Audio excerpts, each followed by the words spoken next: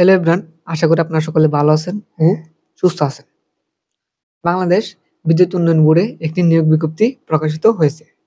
এখানে উপর উপসহকারী প্রকৌশলী পদে কিন্তু আপনাদের ৪৯ জন লোক নিয়োগ করা হবে এবং বাংলাদেশের সকল জেলার প্রার্থীগণ এই পদটিতে আবেদন করতে পারবেন। আবেদনটি শুরু হবে আপনাদের ২০ আগস্ট ২০২৪ এবং আবেদনটি শেষ হবে ৮ সেপ্টেম্বর ২০২৪।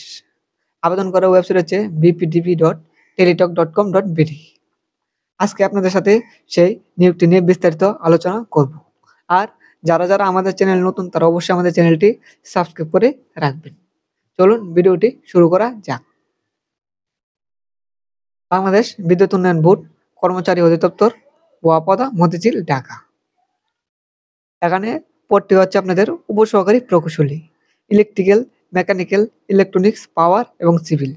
এখানে বেতন হচ্ছে আপনাদের 16,000 থেকে 38,680 টাকা পর্যন্ত এবং বেতন স্কেল হচ্ছে আপনাদের 10তম গ্রেড। এখানে পদ সংখ্যা হচ্ছে আপনাদের 49টি।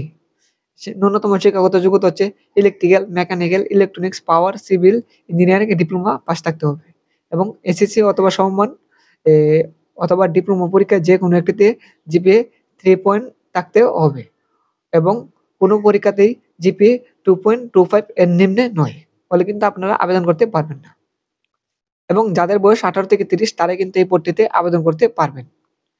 আবেদনটি শুরু হবে আপনাদের 20 আগস্ট 2024 এবং আবেদনটি শেষ হবে 8 সেপ্টেম্বর 2024।